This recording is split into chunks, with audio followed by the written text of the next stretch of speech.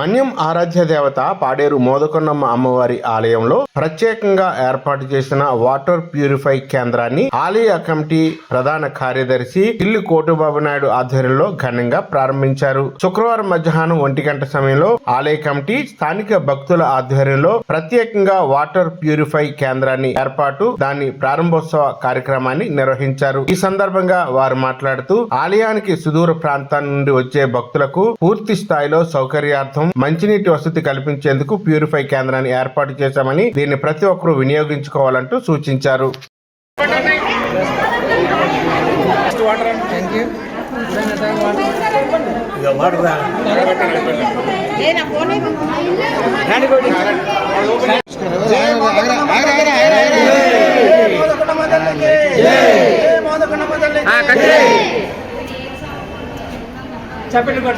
జై మోదకొండకి.